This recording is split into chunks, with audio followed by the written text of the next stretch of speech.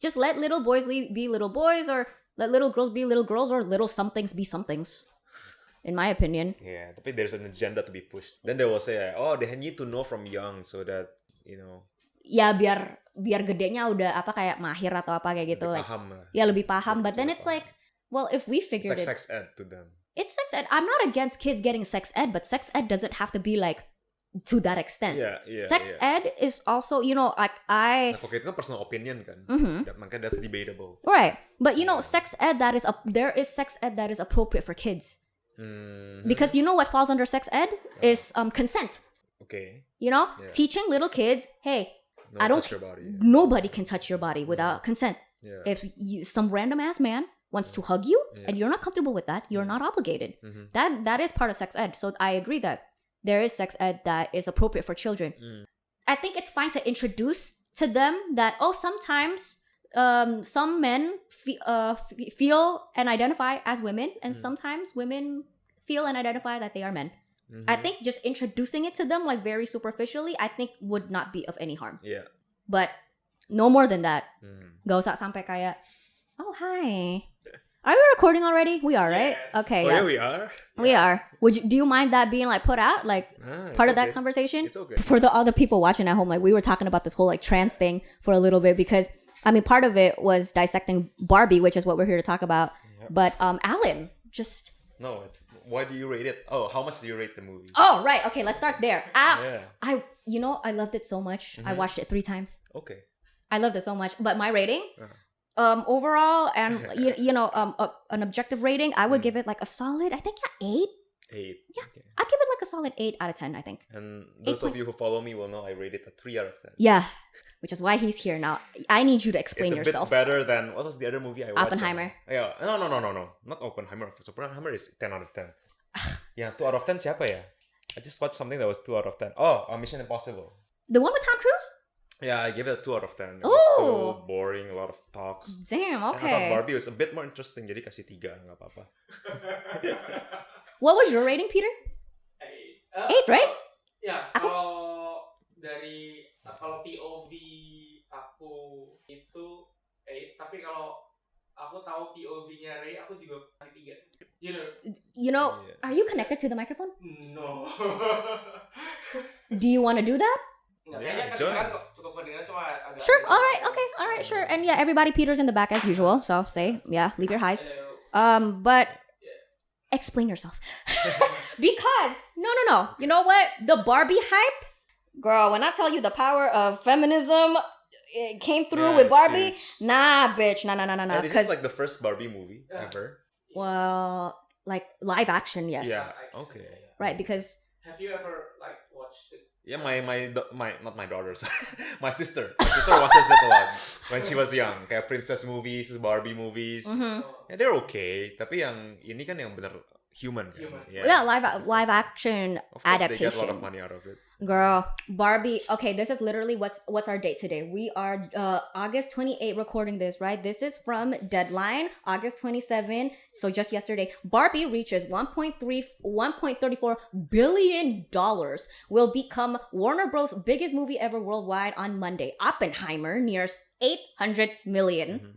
Global international box office. Yeah. So clearly, I mean, in terms of like the revenue, like okay, Pink Power is it. Like Barbie beats Oppenheimer by like a fucking. Yeah, but not a lot of people appreciate art, so. Explain. It's too deep. Like, yeah, Oppenheimer terlalu dalam lah. Not everyone can accept it. Even it was hard for me too. Apalagi orang-orang yang don't understand science and not into history or documentaries. Of course, they so interesting because my good friend, shout out to Kunal. Like I'll send this to him, but Kunal Kunal, he's a physicist. Like proper, he studies dark matter. Like he's a proper physicist. That's cool. Yeah. Kunal, Peter's impressed with you because Peter's also a scientist. But so.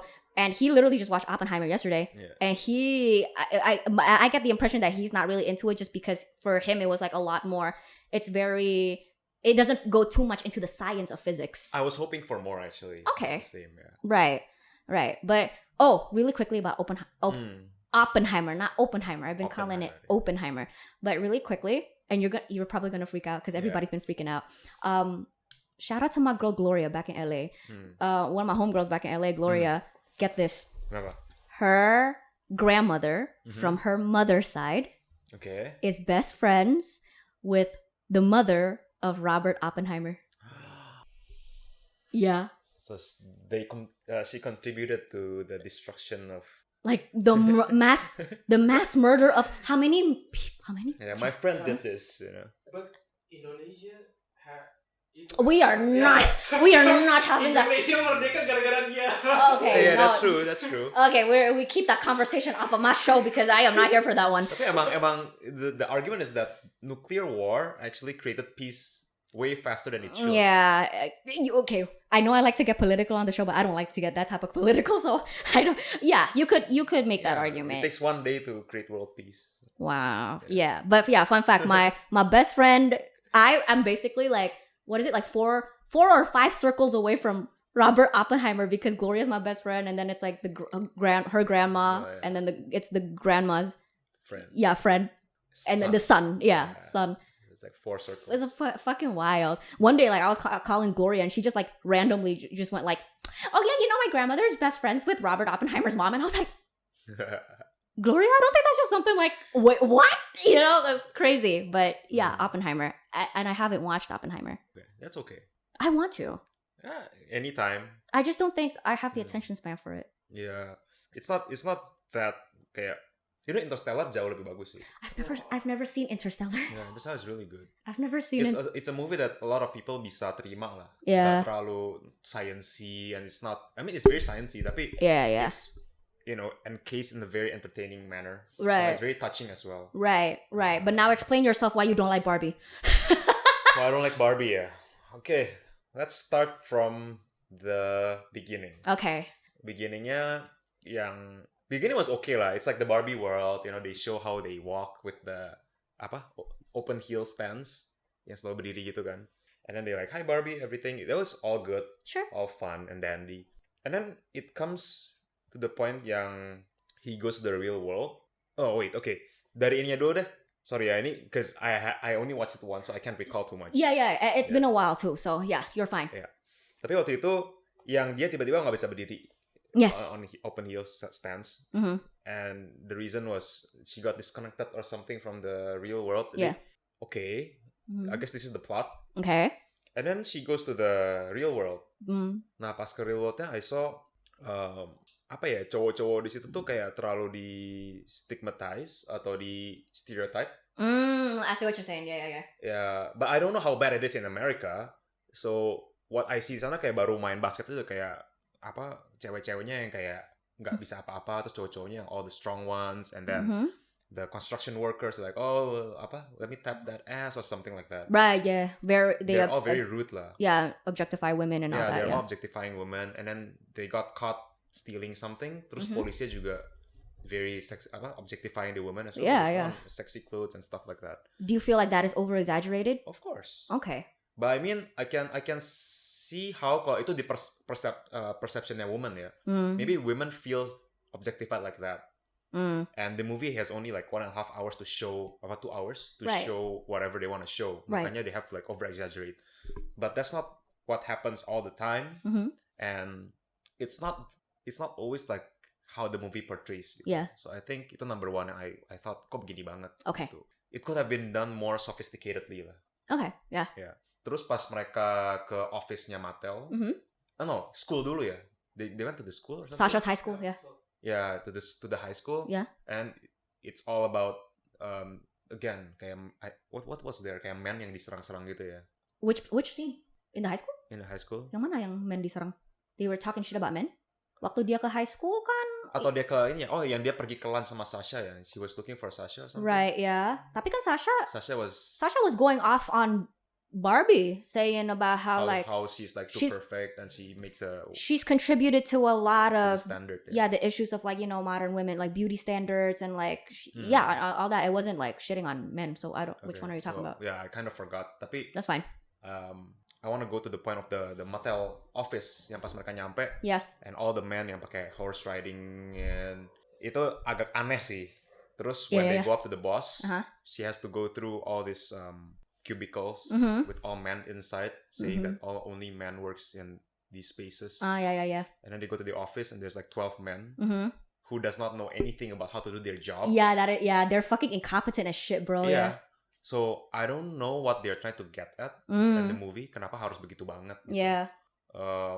I guess it's just bias juga sih, because I like more sophisticated movies. There's a lot of movies kayak Hidden Figures. Right. Ada kayak even Aliens is still more feminist than you know. Yeah, they're more subtle with the messaging. Kayak Little Woman. Yes. Lebih. Oh, yes. Right. Yes. Yeah. It's very kayak itu ngebantu women banget to show like how how equal and how strong woman is. Right. Kalau ini cuma kayak making fun of men, the vibes are like that to me. Yeah, and I don't. It's kind of icky to me. That wasn't in my notes, but I do concede to that, and I definitely like there to an extent I agree with you, where it is a very over exaggerated stereotype like of the feminist lens of like what this world is and like how women get treated and like of how all men are. Not all men are like that, and also because you were saying just now how you don't know if that's what America is like. Let me tell you, myself, America is 100% not like that. Okay, but it's very interesting because I also just see the argument of like why it is over exaggerated is because it is meant to basically give I'm losing my words here. It's basically meant to be an over exaggerated representation of how women typically feel on a day to day. But I will say I fear more for my life, my safety, and my rights as a woman here in Indonesia than I do in America. Because America, like women's rights has like advanced far forward, jauh banget.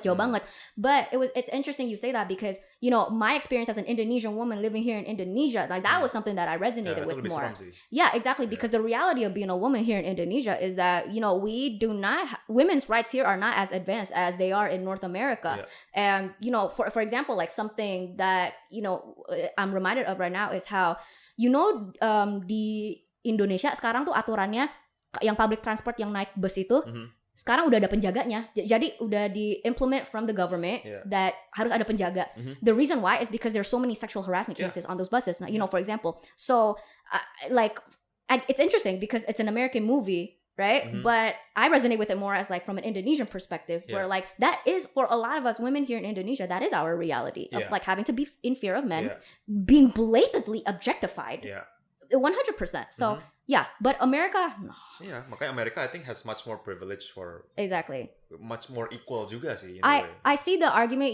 One of my best friends. I'm not gonna say who, but one of my best friends, like he does go on like a bit of like this rant of like America is sort of like it's giving first world problems, like because America they already have all the rights for pretty much everybody, right? And y'all already living really well, whereas the rest of the world we're still like limping behind.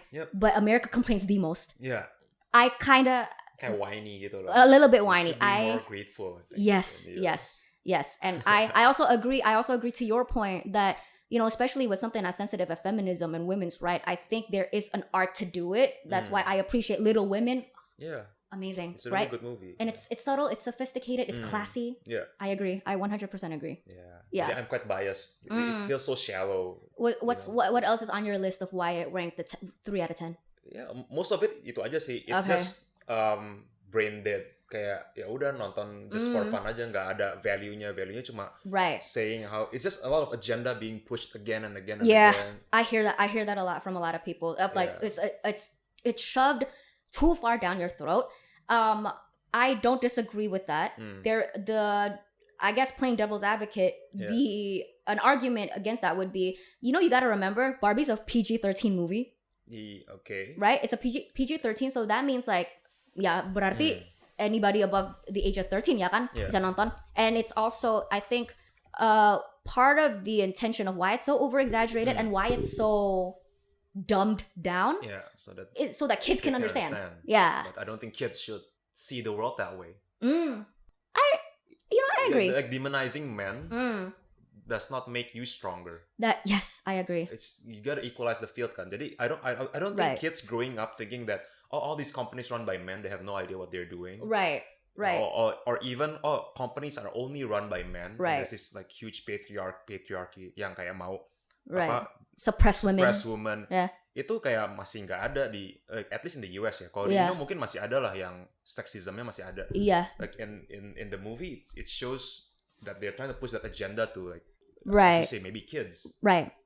That's why I agree. I was hoping if it's like PG-13, make it a kids movie, kayak make it fun, make it happy. Kenapa harus make it into a feminism and yeah, I think what was hard about Barbie is like you can tell that Warner Bros. Like they were trying to juggle. Okay, how do we make this politically impactful? Yeah. Make it political. It's a very political movie, very political, right? But make it digestible for kids. Yeah, two things that shouldn't mix, politics and kids. Interesting, because I'm not against kids.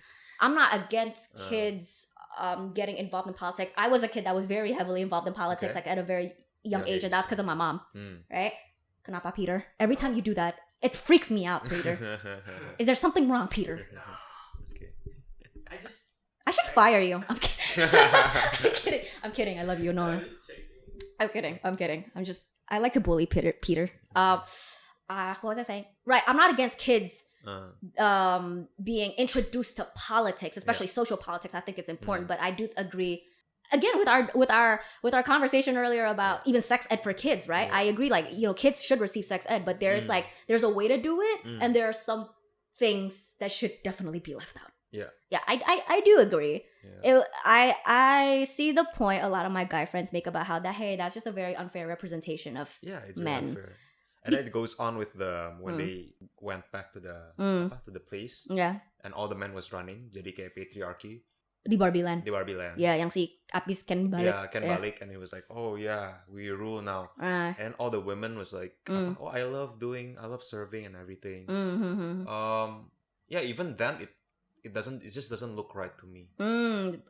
Because like this is I think the agenda yang lagi di-push banyak banget in the feminism, radical feminist spaces. Radical, I would say radical. Karena feminism kan generally sebenarnya artinya equality of men and women in terms of opportunity, in terms of the choice and everything Tapi bukan equality of biology. Yes. Or like what you desire. Yes, I agree. Ya kan? Jadi sekarang yang di-push sama radical feminist lebih kayak if you don't want to to work and to have a career, that means you are weak. Okay, if you only serve your husband, that means you are lower than your husband. Yes. Kayak gitu-gitu. Jadi sometimes like women choose to become nurses. Yes. Let's say like kayak gitu and men stereotypically mereka lebih career minded. Mereka choose to become like doctors. They spend like decades to learn and to be a master of their craft. And women one day slow down jadi like say a housewife. Yeah. Atau a nurse. Right. Tapi that's their choice. Yes. And nurses have lower paying jobs than doctors. Right. So that does not mean ada patriarchy di sana yang kayak you shouldn't be doctors atau you should get lower wages. Tapi it's just sometimes women's natural choice to become these things. Di portray di movie-nya kayak kalau misalnya lu serve the men itu kayak the men are the leaders, the gods, and you are the slaves. When that's not really the case. Even the girls said, they're happy doing nothing. Malah dulu ada jokes yang lucu banget yang ada cewek ngomong, what happened in the feminist, what happened in this era sampai semua cewek harus kerja padahal mereka udah happy back then. They just have to take care of the house and they're happy. Ellie Wong ya? I don't know who that was, tapi itu terkenal banget kayak it was so funny. Yeah. It was like we had it so good back then. We just take care of the house, we play with our kids, and they get money and they rule the house. Right. And then now they have to work. Yeah. Gitu.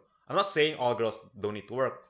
Keren banget kalau misalnya lu bisa gitu. Tapi itu choice. Yes. And honestly speaking, I think being a mom is the hardest job in the world. Yes. Like honestly, I wouldn't be able to become a mom. I mean, it's. I would rather work. I would rather work daripada be responsible over a living thing. Yeah. Jadi it's actually very respectable for women to choose to be a caretaker. Yes. And that's okay gitu. Tapi di movie-nya diportray kayak kalau lu nggak rule over, lu nggak presidennya Barbie Land, lu nggak ini lagi, then you mean nothing. Yes. And to convert them back into what they were, mereka harus indoctrinate kayak masukin bus satu-satu terus kayak woman power blah blah blah blah blah, baru lu bisa kayak unbrainwash. Sorry, just so that I understand you very clearly. So your argument right now is that you feel like the Barbie movie is sort of like implying that sort of like narrative, right? Yeah, of like you should be something or else you have no value. Right, because you know what? A lot of people, obviously, Barbie is a feminist movie. Yeah. But you know what? It doesn't just focus on feminism. Yeah. You know, the other thing that the Barbie movie really focused on is also, it was a large commentary almost on hustle culture. which plays in part to what you're saying, right?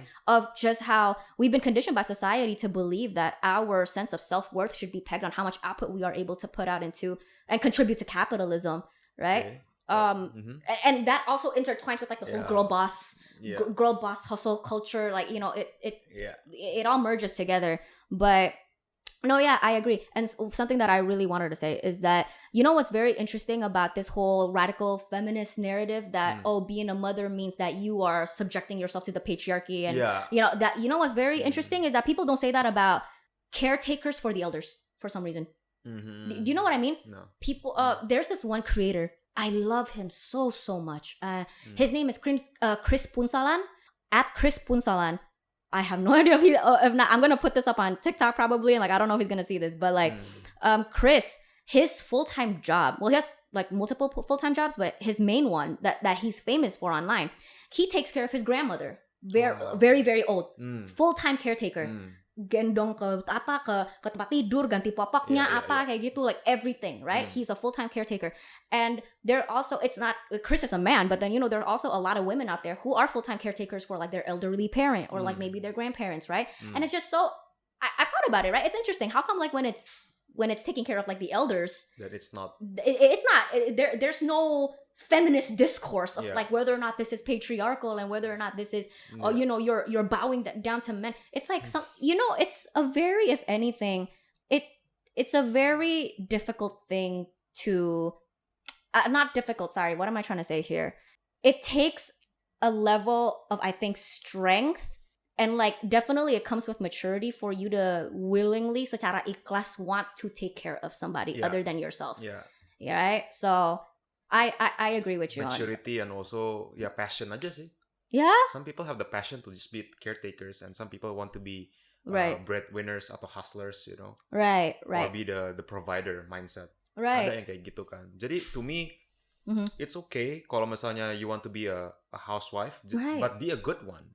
Be a fucking amazing mom. Right. And that's okay gitu. Gak harus ini banget, you know.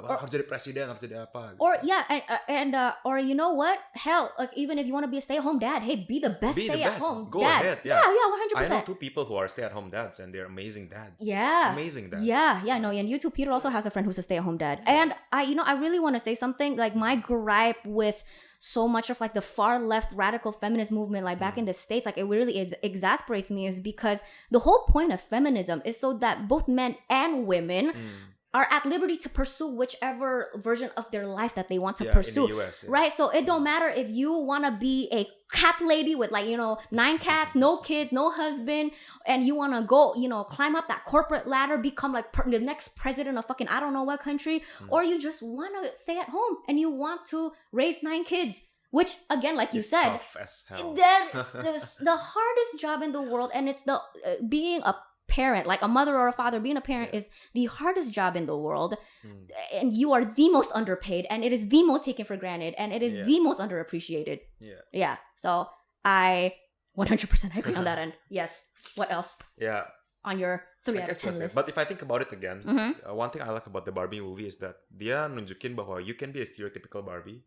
Itu kan. You can be just a normal, beautiful, or not even beautiful, just normal, stereotypical in a way. Right, that's what I wanted to say. That was, remember towards the end, America Ferrera's speech about, hey, what if we just have, what did she say? Like a regular Barbie, where it's like, she doesn't have to be president. She doesn't have to be, like, have all these accolades. Like, it's just, she puts on a pretty dress and just gets through the day.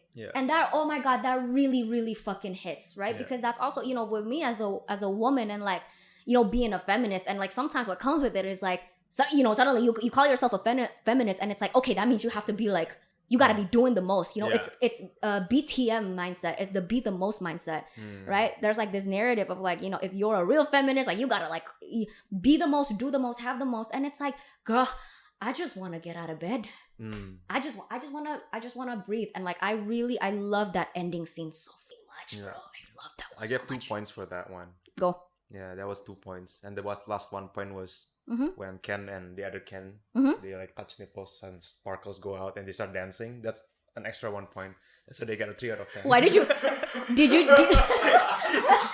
Do you just like that because it was comedic? It was so funny. It's yeah. You know, my sense of humor is so cheap. When I see that, I was like, oh my god, that's so absurd. Like nobody, why would you think of that? It's like, and it sparkles and they start dancing. It's so funny.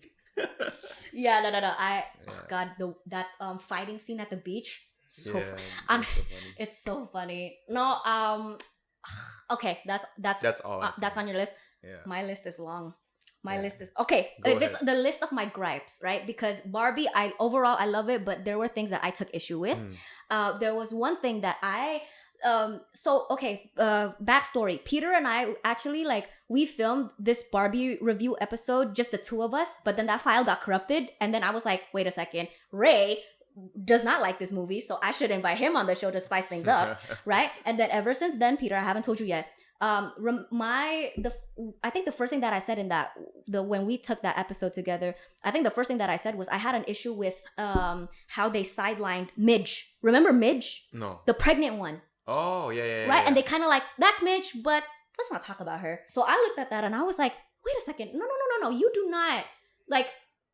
That is so disrespectful. So I had a huge problem with that, right? And then I was talking about it with my girl Natasha. Shout out to Natasha, because I'll be sending this to you. And she was like, no, there's context to that. Mm-hmm. And so apparently the context is the reason why they sidelined Midge is not because she's pregnant and they're trying to put down pregnant women or pregnancy. It's because historically, back in the early 2000s, Mattel, they released a Barbie doll named Midge, who is pregnant, who is she's pregnant, she has babies, she takes care of babies. And there was a lot of controversy about that back then because a lot of parents were like, why are you making a child? Barbie's young. Barbie's very young. Why are you promoting underage pregnancy? Oh. Yeah, makanya. So there was a whole lot of controversy with Mattel doing that. And that's why they pulled back that collection. So now Midge is no longer a collection. Right? But I don't know. There's something about Midge was supposed to be partners with Alan. I don't know about that one. But that's taking things too far. Right. But essentially there is context why they do that. But they don't make it clear in the Barbie movie. Right? So people like me and Lunar, because I watched it with Lunar as well. And me and Lunar, we had we looked at that Midge scene, right? And we were like, that's so mean. Yeah, that's so rude. Why would you do that? Right? But apparently there's context. Tapi it's kan itu bukan umum gitu. Yeah, but I mean if she turns out to be 16, then that's something weird. 16 and pregnant, underage pregnancy. Yeah, I mean I don't know how old these. Yeah, exactly, because you don't know the age. Yeah. But so that was my off the bat, that was my number one gripe about Barbie. But now I understand that it's just because I lack context. So now with that context, I'm fine. But my gripe is still that it's something that Mattel, I think, should have known that that's not especially in my generation, our generation, that's not something that people know. Yeah. So it's jadi kesannya salah gitu, salah paham. So maybe that's one. My other gripe, and this one Lunar and we shared together. Do you remember that scene in the cafeteria where she went to Weird Barbie and they were talking about cellulite? Yeah. And Barbie was like, oh yeah, she grew cellulite. Right? Yeah, she was gonna get cellulite or whatever, and to her that was the worst thing in the world, right? But how especially in women empowerment spaces, the topic of cellulite is actually very controversial because it's one of those things that is just a natural part of a woman's body to develop cellulite. Even men, yeah, but but yeah, anyways, cellulite, and Barbie was like, oh fuck no, that's the worst thing ever. And then remember the cafeteria scene with Sasha, and Sasha was going off, right? Sasha was like, you have contributed so much to so many women's unhealthy relationships with their bodies because you make us insecure about ourselves, blah blah blah, kayak gitu. And I actually wish they dive into it more, right? Because there is actually some truth to how Barbie, right, despite it supposed to being just a fun little doll for little girls to play with, but it has contributed a lot to young girls and women's body image issues. Beauty standards. Yeah. I wish they if you're gonna make this movie's already political. Yeah, might as well expand on that more. What do you think about that? About beauty standards? The beauty standards of what bar? I just have a this is my point of view. Yeah, sure. Do you think beauty standards are created atau it's innate? Both. Because there is a science of what why beauty is. Yeah. There is a science of it. Symmetry, right? And also just biological markers such as, for example, having healthy rosy skin, right? Like, I don't know, maybe being a little bit, having like a certain amount of body fat because it means like I'm fertile or whatever kayak gitu. There is the science to beauty, but at the same time, beauty is subjective. And you as a hairstylist, I feel like you of all people, you know that. But this is so controversial. It's gonna be very controversial. Good, but, because this show is meant for controversy. Good. Lay it on me. This is why, ini kenapa gue takut banget ikut ke show ini. Because I don't want to say things that are controversial. Tapi just for the sake of this episode, I think I should. Sure, and if you again, you can cut this out later on if you want. And this is also science-backed. Sure. My position right now is that beauty standard itu innate instead of something that is pushed on someone. Right. The reason why Barbie is like that is not because some company mau itu jadi beauty standard. Tapi it's just how people think beautiful women are. Right. Makanya dibikin kayak gitu, and that's what sells the most. More overweight ladies misalnya sama yang underweight. Yes. They both are very unhealthy. Yes. Tapi we prefer to see something that's underweight. Ya kan? Oke, ngomong Indo aja deh. Ya kan, kalau misalnya ada cewek yang overly gemuk gitu kan sama cewek yang overly kurus, dua sama-sama nggak sehat. Right. And you know and I'll back you up on that one. There is a biological reason why is because if you are too overweight, but same thing, the opposite route, if you're too skinny, right? It's a fertility thing, especially for women, like from like the straight like this heterosexual male gaze. It's that it signals fertility, like how healthy you are to be able to like bear children and like and conceive children. And the same thing with like from the heterosexual female gaze, if the man is either too overweight or too underweight, is that okay, shit, he's gonna die. He's gonna die in the wild. You know, so there is a I agree. Ada kayak beauty standard memang ada, tapi I wouldn't say that it's been pushed. Like even if you create only misalnya obese Barbies, let's say, it's not gonna change people's mindset about what beautiful is. Yes, because again, I agree with you that there is a science to beauty, and there is a reason why. You know, humans, intrinsically, like we as human species, like we are biologically programmed to crave beauty, to admire beautiful things, ya kan dari dulu juga. Tapi memang pasti ada spektrum, kayak zaman dulu mungkin cewek-cewek yang lebih plump, I wouldn't say obese, tapi lebih plump. Marilyn Monroe. Marilyn Monroe, you know, yang kayak Renaissance era, mereka kan kayak lebih suka, you know, plumpy bodies and stuff. Tapi it's not unhealthily obese atau unhealthily skinny gitu. But let's take that aside. Memang bener ya, kayak Barbie itu dibikin terlalu exaggerative lah. Kayak hipsnya gede banget, terus bustnya gede. It's unrealistic. Kecil. It's unrealistic, you know. And even without Barbie in this world, tetap bakal ada beauty standard gitu. Cewek-cewek, let's say you compile 100 women, and then cewek-cewek yang bust hip ratio-nya lebih bagus, pasti akan di rating average out, pasti akan rating lebih gede. Yes. And that's not because of some beauty standard yang dibuat gitu loh. Itu memang kita admire those things are called as beautiful. Lebih enak aja dilihatnya gitu. For sure. And again, we're biologically programmed to see that as beautiful. As beautiful. And maybe dari fertility juga ya, dari evolution. Right. Kalau kayak gitu lebih, bustnya gede berarti mungkin bisa menyusui. You know, or hipsnya gede berarti lebih child rearing lebih ini. Jadi kita diprogram entah kenapa, jadi kalau ngeliat itu kayak seksi, cantik gitu. Right. See, and that's the part where I agree with you that there is a science to it, to what beauty is.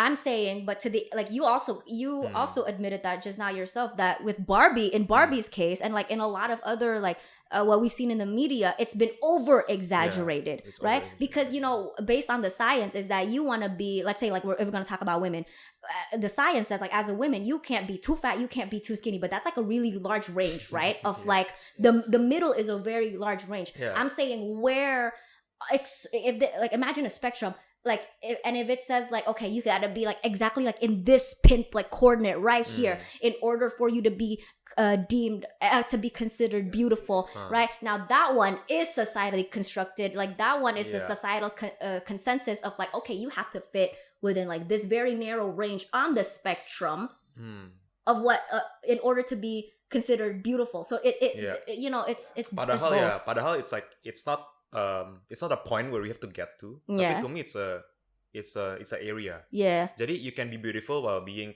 let's say, plump. You can be beautiful and tan Exactly. or dark. It's not kayak ada, let's say there's an X and Y graph. Yeah. You have to get to this center point, and everybody's just trying to get to the center point gitu loh. Right. Misalnya this is dark skin, this is fair skin, and you're trying to go like to the middle gitu loh. Yeah. It's not like that. Yeah. Tapi it's a circle. Right. When you reach that point, you're actually attractive enough to different kinds of people. And that's where that's where beauty is in the eyes of the beholder comes in. Yeah. Yes, I when 100% agree. Gitu. Yes. Because again to me kayak misalnya muka ya, I think all faces are beautiful. Kan gue hairdresser ya. Yes. Jadi menurut gue tuh kayak semua muka cantik gitu. Mau kotak, mau bulat, mau oval, mau heart shape, semuanya cantik. Dan ada guntingan-guntingan rambut yang bisa mencocokkan itu, makes you look more, I wouldn't say stereotypically beautiful, tapi lebih suit your face. Nah itu beauty standarnya apa? Dibilang muka oval paling cantik. So if you have round face, you close the sides supaya muka lu lebih oval gitu kan. Kalau muka lu terlalu panjang, lu bikin poni supaya mukanya jadi lebih nggak terlalu tinggi gitu, jadi lebih oval lagi. So would I say that's a beauty standard yang dibikin oleh orang? Oh muka oval tuh paling cantik, tapi to me enggak. Itu udah memang dari sananya paling proporsional begitu. Right. Gitu. Yeah. Tapi all faces are beautiful. Gitu. Sama kayak all skin colors, all body shapes, as long as they're healthy ya. Right. They're all beautiful gitu. But I think what you're trying to say is that there is also a science and a math. There is a science and a mathematics in order to optimize that. Yeah, I agree. I 100% agree. And then also, everything okay, Peter? Yeah. I'm just making sure. God, you give me so much anxiety. I should fire you, but. No, but it's also, and we were talking about this when you were cutting my hair, of like, you know, every face shape is beautiful. There is a truth to like everybody is beautiful, because you know, for example, like if I look at Peter, you know, maybe he's not my type, but then to somebody else out there, somebody else being Lona, you know, he's like the man of her dreams, and like he's the most fucking gorgeous ass man that's ever. Take an example, like I like round faces. Yeah. Dari kecil gue paling suka sama cewek-cewek yang mukanya lebih tembem. Peter juga. Iya, lebih tembem. To me, that's more youthful, that's more cute. I like round faces gitu loh. Right. So if you already fit into that one area, one circle of being attractive, ya udah cukup. You don't have to like, muka lu bulat, lu harus diovalin, mukanya lu harus botox gitu. Bayangin dia sampai mesti ngukurin lingkar mukanya gitu ya. Panjangnya berapa gitu? Ya nggak segitu kali ya. Tapi gitu. I like round faces. So the moment you do Botox and you try to like overly face your face, malah I lose that interest kayak. Of course. Jadi ini banget. Right, because the element of beauty too is that it's preferential. You have your preferences that are different from, I don't know, some Daniel next door. Exactly. Yeah. So. But back, like, you know, bringing it back to Barbie of like, how Barbie for so long, and it's not just Barbie. I don't want to just blame Mattel, but it's just Barbie was one of those like big things, part of pop culture, and especially like part of so many young girls' childhood, where it was one of those things that contributed to a lot of negative self-body image, just because it's like we're trying to live up to the proportions of a Barbie doll, and that's not achievable in real life, right? And you know, my only gripe with the movie is that, I mean, it's already a political movie. You might as well have just like expanded on that more, and like it could have been a very empowering moment. And also the cellulite thing. Oh my goodness. See, there are a lot of things about modern beauty standards that is completely not rooted in biology whatsoever. There is no biological reason for us to have an adverse reaction to cellulite. No, cellulite is the most normal thing, but it is 100% been big corporations and the media that has conditioned us to view cellulite as like this ugly, horrible thing. And I wanted so badly for Barbie to have had like an empowering moment of realizing, you know what, cellulite, no big deal. No big deal. And I'm still hot as fuck even with cellulite. You know, why am I slapping myself? But yeah, I wish they did that, but would you say cellulite is a disease? Cellulite is not a disease. It's like, let's say acne. Acne is a skin disease. Okay. Cellulite is not a skin disease because, have you ever been fat before? No, but I've been thin, and when I got weight. Yeah. Did you get cellulite? Ada cellulite. Jadi kayak ada stretch marks ya. Yeah. So cellulite, for people that don't know, is stretch marks, right? Cellulite is the formal medical word for it, but it's just stretch marks because you literally expand, or the opposite. Shrink. Yeah, that's why you develop stretch marks, and that's literally it. It's literally it. So that was on my list. Body neutrality. Body neutrality. I don't want to say body positivity anymore. I'm so over that. I'm so over that. Plus we have to also address that Mattel is a company yang emang for profit kan. Of course. They only make what sells, which is of course. Mau gimana? Di itunya juga ada kan di filmnya. Waktu ini lagi laku nih, langsung jual. Oh, ada kayak gitu ya. Yang waktu apa? Oh iya. Si yang Ken lagi naik ya. Oh yeah, horse riding Ken. Yeah, make more cans. Yeah. Oh, of course. I don't blame corporations for wanting profit. Yeah. It's just I think it can be, but I also not demonizing Mattel. I feel like Mattel couldn't have foreseen that it would have caused that detrimental of an effect. Yeah, I don't blame anybody. It's just kind of like what happened. But yeah, so that the next gripe on my list, I have 4 gripes. So okay, we're like on the keep going. Yeah, next one. My biggest gripe. This is probably the biggest one. Ken should have apologized. Think about it. He didn't apologize. He didn't apologize for literally destroying Barbie Land with bringing the fucking patriarchy to Barbie Land, for subjugating and objectifying women, for taking Barbie's house. There was that scene where America Ferrera, Gloria in the movie. Gloria is the name of my best friend in real life, but Gloria in the movie, she was doing Barbie's makeup, and Barbie was like feeling very sympathetic towards Ken. It's like I just don't want to hurt his feelings, and Gloria, she was like, he took your house. And that is that one rings. That one hit so hard because, to be honest, in real life, it happens a lot where just because we are women, and it's like, oh, as a woman, you're the more mature one, and you should be better, and you should know better, and you should, as a woman, you should be caring and patient and empathetic and sympathetic, and they use that as a way to make us just excuse and validate men for their misbehaviors. So that was something that, like, actually with me, like, it resonated a lot, because I'm sure, and I am so sure a lot of women out there, they also resonated with that, where it's like, oh, as a woman, we gotta be the better person. He beats the shit out of you. Maklumin aja lah. Ya nggak sih?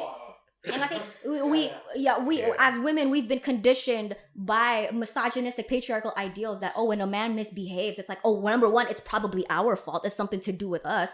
And that number two, we have to be the whole Michelle Obama, like, oh, when they go low, we go high. No, bitch, when they go low, I bring the shit down to hell. Like, I'm not Michelle Obama. I'll kick you down to hell. I'll drag you there with me, bitch. So that, oh God, that one was like the most, gue liatnya kayak udah gregetan banget. I agree sih. Emang dia harus say apologize sih. Right? He should learn how to apologize. Dia cuma nangis doang. Dia cuma No. That I'm not even done yet with. I'm not even done with that point yet. The part where he destroyed everything. He took her house. He ruined everything. In the end, all he did was cry. He didn't apologize, and also the fact that it was Barbie that had to console him and, like, pick him back up together, right? And it's also that part of, like, how it rings true in real life is because society has always taught us as women and girls that we need to be responsible for men's feelings, and that we need to be the one to clean up after their shit, literally and figuratively. Nyebokin itu sih, udah dia ngerusak, nggak tanggung jawab. Yang benerin yang cewek rusaknya. Iya. Tapi playing devil's advocate ya. Sure. I would say this. You don't know what you don't know. I've had no. So what I would say is that maybe Ken wasn't self-aware enough, right, of being to know that was his mistake. Maybe he thought that was, I don't know ya. Tapi sometimes kayak nggak semua orang pernah belajar how to apologize. Oh, 100%. And some people don't know that what they were doing itu hurt others. Yes. And I actually, now that you mentioned that, I'm gonna give that. I'm gonna give my point there some grace that maybe it was intentional for Mattel to do that, so that little kids hopefully can see that, hey, that's not nice of Ken. Yeah, and you should apologize.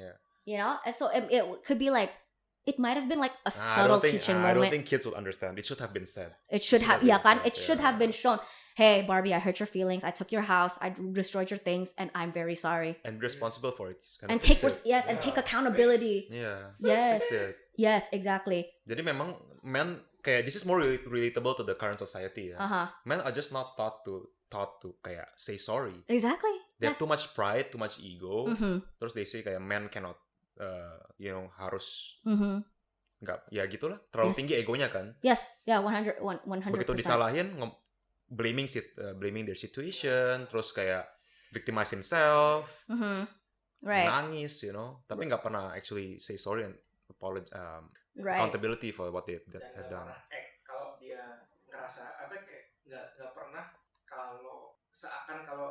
nggak pernah kalau dia itu kayak say sorry beneran gitu. Oh yeah. Jadi they always give excuse. Yeah. This is what I always tell my friends and my family and everyone that I know. If you say sorry, don't use a but or because. Yes. Kayak I did this because I'm sorry I did this and that's because itu nggak perlu gitu loh. It should be I'm sorry that. That's it. Yeah. That's it. I'm sorry for. Right. And actually, I'm sorry for malah. Right. I'm sorry for doing this. This is just how I made you feel. I'm sorry for that. Karena sekarang banyak banget orang, almost everyone actually, kalau misalnya say sorry ada excuse-nya. Sorry tadi gue ngomong kasar ke lo, soalnya lu gini-gini banget sih, gini. Jadi malah nyalahin gitu loh. I do this because of something. It's gaslighting. Or maybe like to your parents, you know, maybe your parents dulu hurt you, terus your parents nggak apologize to you, you know, they say kan papi mami begini soalnya papi mami gini tapi ya udahlah sorry lah kalau papi dulu kayak gitu, mami kayak gitu. That's very hurtful. Mending ngomong aja I'm sorry. Udah titik atau nggak for I'm sorry for hurting you, I'm sorry for not having time to be with you, I know it hurts your feelings. Itu lebih genuine daripada because excuse. Take note of that, mom, because I know you'll be watching this. Plus itu sih behaviornya kalau nggak berubah sih kayak ya lu ngomong doang. Iya, ngomong doang. Yeah. And I want to underscore something that it's there a pervasive societal issue of people not being able to take accountability for their misbehaviors and not being able to say sorry. That is not gendered at all. Men and women were both equally guilty of that, and it's just something. But that again, I wish that was shown in the Barbie movie, right? Especially because of how monumental this movie is. You know, I was telling Peter like this. You know, to be honest, like this Barbie movie, when I really think about it, it was equally as much about Ken as it is about Barbie. Yeah. You know, so I was telling Peter, this movie, if I could make it law, if I could implement it into the laws of the land that every single young boy watch this movie, I would make it into a thing. Just because what I really loved and appreciated about the Barbie movie was also how it advocated for men's emotional and mental health as well, right? Because you get to see in Barbie land pre-patriarchy that it's okay for men to express their feelings, right? Say props to that. I'll give 2 points for that. So now Barbie is 5 over 10 for me. I'll give props to Ken actually. Man, see, I am a good debater. No, I'm kidding. But yeah, no, I really love that. This movie, so a lot of it focused, Lunar was the one who said this, where it's like, she felt like the movie focused more on Ken. But it's like, with me, it's equal. It equally focuses on Barbie and Ken, right? And Ken is such an interesting character. I love Ryan Gosling. I've never loved, I'll tell you this, Ryan Gosling, obviously he's been in the movie industry for like the longest time, and everybody's always had a crush on him. La La Land, Apake, I don't know. I've never viewed Ryan Gosling in that type of way. Like I've never really, I acknowledge the fact that he's an attractive man. Okay. But he never gave me butterflies. Okay. But in this Barbie movie, you like Ken. Oh, I love Ken. I love Ken, and Ryan Gosling in this movie. He's such a softie in this movie. No, because you know what? I maybe a lot of people, maybe they want to say that I'm full of shit for saying this, but you know, to be honest, like for I think a lot of women like me, a lot of men become a lot more attractive once they just soften up a little bit. Because it's also, I mean, for me personally, it's also because I'm not intimidated by you, and I don't feel threatened by you if you let us in on that side of you, you know. So that's why I've never. Woo, Ryan Gosling, that man can get it from me if you want it, but I know he doesn't. But God, and just Ken. What were we talking about Ken? Like how he doesn't say sorry. Feminism is also meant to advance men, and it's also meant to improve the quality of lives of men. And what I really commend about Barbie is how not only it shows like, oh, men can be vulnerable and emotionally open, but it's also that it's okay to be a feminine man. Yeah, it's okay to be any man you want. Yeah. The whole Alan thing, what do you guys think? Because a lot of people on the internet, they're saying Alan is meant to represent transness and non-binary people. But I don't know. I have no clue. no clue, yeah. Yeah. No clue, or you just don't want to. No. Honestly, I have no clue. Like, what is he? Like, I have never played Barbie, and I don't know there's this Alan character yang exists. Yeah. Franchise-nya gitu. Alan adalah orang biasa-biasa aja. Okay, I can say one thing sih. Uh-huh. I think he's asexual. Why? Kayak nggak attracted to women aja. But he's also. He's just the best friend, kayak the gay best friend of every girl has a gay best friend. Was he attracted to men? I don't think so. Well, Was he? Asexual means that you're not attracted. Like you don't have sexual proclivities for anybody. Yeah. So just like just being there. I know a person who's asexual. They Think don't we think all do. about marriage. They don't think about Sex. sex. Yeah. Jadi ya udah gitu. Just happy living alone and Right. happy aja. Or Looks like that. what I have written down on my notes. That's what we were talking about. How with Alan and who's the other one? Sama itu yang Barbie yang patah-patah. The weird Barbie. Weird Barbie. Bukan. Oh yang Karyawan Aaron. Yeah. Alan and Aaron. What a meaning, a makna that I extrapolated from those two. Potentially, they were meant to be a representation of how it's okay to just be average. Oh. Okay. And again, because the Barbie movie isn't all about women's rights, men's rights, empowerment and all that, but it's also, I think it's meant to sort of be a counterculture to hustle culture. This notion that you have to be the best and you have to rule it all and all that type of stuff, right? And then there's Alan and Aaron, who are literally, they're kind of just like the apa sih, kayak side character. They just exist. They just exist. It's NPC. like NPC. Yes, they're non NPC. Yeah, they're NPCs for gaming. Sama Aaron tuh kan dia orang-orang biasa, nggak dikenal, dia hidupnya biasa-biasa aja. Cuma kalau dia punya ini ada sesuatu yang harus diperjuangkan. Kalau diperjuangkan impactnya gede juga loh. As in how actually. I think what Peter's trying to say is that how they symbolize how you don't have to be someone to make a change. Yes. Seenggak penting apapun lu tuh, kalau ini ada bisa ngerubah, mungkin cuma impactnya ke satu orang tapi bisa ngerubah satu orang. True, because we can't forget that part of when the Barbies were trying to take back Barbie Land, it was in part because Alan helped them, right? Alan was the one who beat up those construction workers. Yeah. Alan was, what else did Alan do? I can't remember. But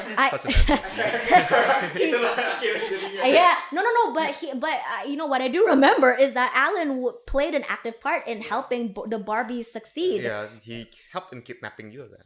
Yes, and I think to Peter's point is, and to your point is that you don't have to be the most, and like you don't have to be so powerful or like successful or whatever. You're just an average everyday person, but you make little contributions that like contribute a lot in like the grand scheme of things. Yeah, I agree. He's a nice guy. Right. I like him. What else? I was gonna say something else and I can't remember. That's what you get for being an NPC. Not about Alan. About the whole like hustle culture thing. No, because I remember earlier on you said yang stereotypical Barbie itu. Yeah. Yang kayak, I think you were saying how your takeaway was that it's fine for her to just be a stereotypical average Barbie. No, it's okay to be stereotypical without any like hustle culture bullshit. Bullshit, yeah. Yeah, tapi even the stereotypical Barbie itu cantik banget. So even then, that's not stereotypical of a woman. And it's not, and it's not even just that she's like stereotypical Barbie. The irony with her is not only that she's not stereotypically beautiful, she's extremely fucking beautiful. Yeah. But not only that, she's extremely smart, Yeah. super articulate. That was like the one thing that I noticed when I was watching Barbie. Gue pikirnya kayak anjing nih orang articulate banget. Gue harus seperti kayak ini.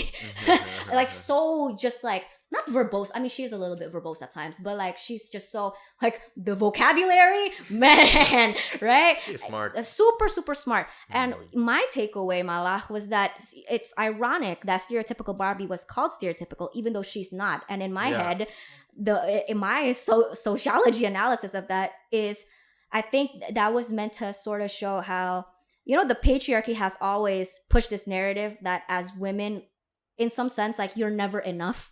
Well, we were talking about this last time, right? Where it's like, as women, I think the patriarchy conditions us to have low self-esteem, and to not, right? As a woman, you can't be too confident because that's not, don't be too confident, don't be too full of yourself, right? And the patriarchy in a lot of ways have always undermined the achievements of women, undermined our beauty, our brain, our contributions, right? And the patriarchy for the longest time has always conditioned women to believe that we are about inferior or just like average and we're not good enough by the hell. But in reality, we're beautiful, we're smart, we're capable, we're powerful, right? So I think, my takeaway was stereotypical Barbie was that. Yeah. I wish there was a female Alan. Itu lebih stereotypical sih. What would be like a female Alan? Kayak just like a nice girl next door. Kind of nothing much. Yeah, there's like Alan tapi female versionnya aja. True. Gitu. True. That would be more stereotypical. Dia yang cuma dengerin temannya curhat terus. Iya. Oke, besok gue bakal mengubah dunia. Temannya bisa kayak gitu tuh. Oke, lu mau kemana? Besok mau ke New York. Oke, gue ikut ya. Oke, yeah, let's go. Paling kayak gitu doang. But in some ways, aren't all of them like that then? You think about it? I don't think so. Iya nggak sih? Why? I don't think so.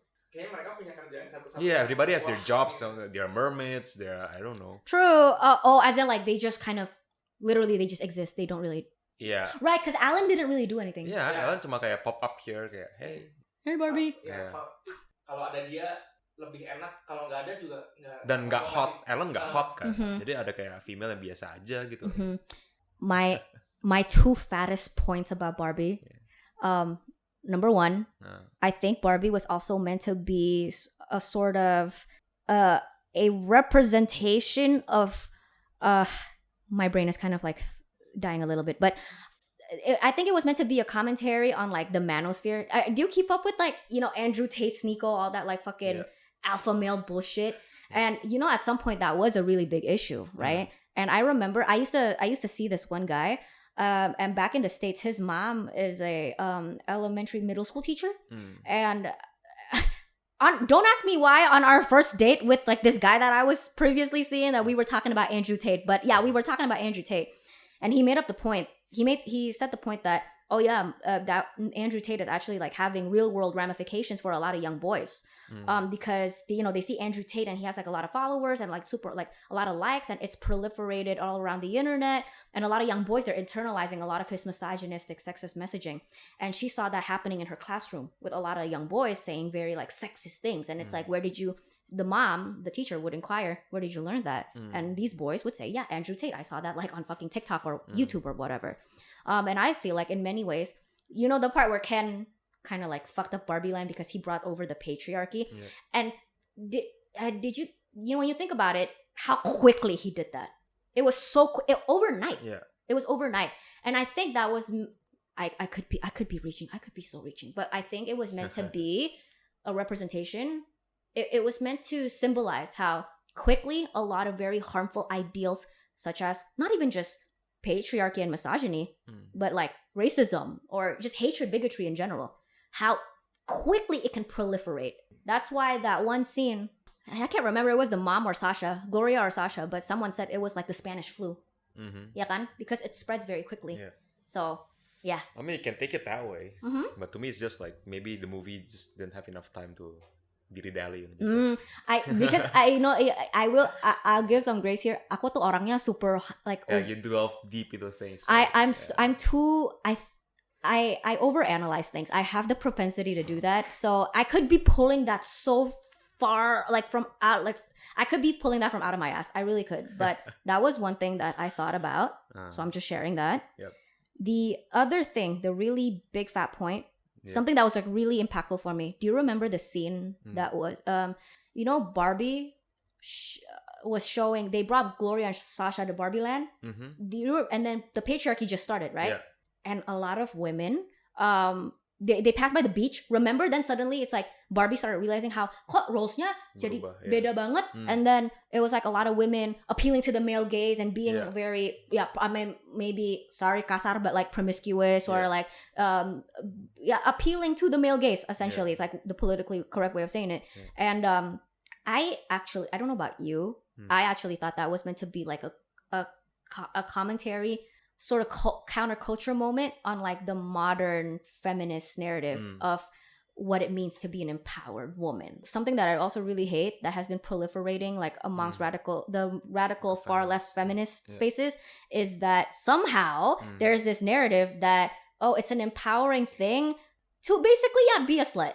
Oh, To like the be OFs, so OnlyFans. the whole OnlyFans look. I'm so sorry if y'all think that this is sexist of me to say, but to be honest, like it's this whole narrative that like, oh, if it's an empowering thing, super huge, right? But that's what I was thinking about. There's this radical feminist notion that, oh, if you get up on OnlyFans and spread your legs and like, you make bucks, right? And also just like dressing overly. Okay, here's the thing. I know I'm dressed like a little bit of a whore right now, but this is still nothing compared to like some of the shit that I've seen like in other places. And also because, when it comes to, if you want to talk about outfit, the nuance here is that, oh God, I am so sorry. Yeah. I can tell when a woman dresses in a certain revealing way, not because of a utility function, or maybe it's just like for herself, like to have fun and express herself, but sometimes it really is, it's for the male gaze. Yeah. And I can tell, but they're so in denial of that. And I'm so sorry. I'm so sorry. Right. But yeah, again, this narrative of like far left sexual liberation is like women empowerment. Yeah, free the nipple. Just whatever. Go on OnlyFans and who cares as long as you're making a shit ton of money, And that's very, very misconstrued. It's super backwards in my opinion. Yeah. I don't know. Honestly, I don't know. I haven't thought about it. You haven't thought about that one? Soalnya kayak, is prostitution, is it, let's say it's legal. Does it empower women? Of course not. Why not? Well, prostitution. Well, okay. With prostitution, no, I agree. Like from a libertarian standpoint, I think we should have the right to sell anything we want, including our bodies. So I am very much like from a legislative standpoint, I am very pro legalizing prostitution, legalizing sex work and all of that. But when you talk about sex work, like the grim reality of it is when you look at the industry as a whole, a lot of it is built upon the subjugation and oppression of women from disenfranchised socioeconomic backgrounds, right? Okay. And they can climb the ladder. They can climb the ladder. Mereka bisa jadi kaya kan gara-gara itu. Jadi kaya dari. They can be rich. Right. Yeah. Mereka juga di OnlyFans to get money kan. That I used to think that way. And then what the data has shown is that unless you are like literally the top 1% of OnlyFans creators like Mia Khalifa and who's that other girl, Belle Delphine? Unless you are the top 1%, the rest of like all of these women and men, it's not just women, okay, but it's majority women, like let's just be real, they don't make jack shit, bro. Okay, in terms of money. Let's just say if you get famous as a porn star, do you think that's empowering women? If you get famous as a porn star, is that empowering women? Yeah. Is that empowering women to appeal to the male gaze? Yeah. So much of pornography,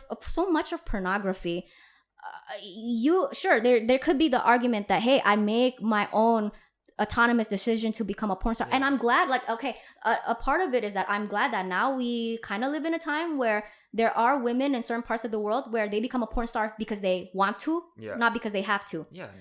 But the reality of the world is that for most part, that is a luxury that is not does not exist in most parts of the world, bro. Okay. Most parts of the world, you become a sex worker is because and it's because you're trafficked into it. There's a lot of human trafficking involved in the modern sex industry, especially the porn industry. And now you wanna So if Mia Khalifa inspires young women to choose what they want to be, including becoming a porn star, and showing them, oh, you can learn here. There's a school of how you should take angles and how you should fake moans and how to please men. Is that empowering or is that disempowering? You literally just said so yourself. How to please men? Well, it's their job. But is that some jobs are not empowering? Well, okay. So you think it's not empowering. So if Mia Khalifa inspires someone to become a porn star and teaches them how to be a good porn star, I think, oh God, I mean, but I also concede to the fact that like empowerment and to feel empowered is super subjective. And makanya itu bikin cewek malu, bikin the whole wanita itu malu-maluin, atau give them more opportunities malah. Because I understand, like, socioeconomic liberation can come from sex work. Obviously, we've seen extreme cases like Mia Khalifa, right? And by the way, just a major disclaimer, it's not like I'm shitting on Mia Khalifa. She's doing well for herself. And also, bro, for the longest time, I've always wanted to have big double D titties like her. So I think when you empowerment, it can come from socioeconomic liberation for sure. But there's also the more, I guess, intangible sentimental aspect of women empowerment. Are you really, as a woman, empowered when so much of your success is contingent upon appeasing the male gaze? right? And that is as an old-fashioned, I consider myself a very old-fashioned feminist. So per old-fashioned feminist views, that is my take. Yes. So it's devaluing. In my opinion, yes. In my opinion, something that always used to like really bother me was like whenever people would tell me, damn, who'd you get dressed up for? Yeah. Damn, who'd you put on all that makeup for? You know? And it's like, shit, I just lost my train of thought. Fuck. I just lost my train of thought. Fuck. What you say, that's also for male gaze. Because I think it's bullshit kalau misalnya, to me, I think it's bullshit kalau misalnya you dress up and you say it's for me and myself. It's an honest, it's a lie to yourself, I think. Because you want to dress up well, of course, number one, to feel confident. Do you want the God honest truth, Ray? Okay. The God honest truth. And we literally, Peter and I, we were just talking about this the other day. How a lot of times women, and I admit I used to be this way at some point. We dress up and we put on all that makeup and we look so fucking good. It's not for us and it's not for men. It's for other women. Not because we want to, kind of, it's not like it's a camaraderie thing, but because we want to compete on how to be, on being the hottest bitch in the room. Is that subjective? What is subjective? Is that an opinion or is that something that you ask a lot of women? That has been in my personal experience. I will admit that. And that has also been something behind closed doors, girls locker room talk. Honest talk. Honest to God, a lot of the times it's to compete with other women.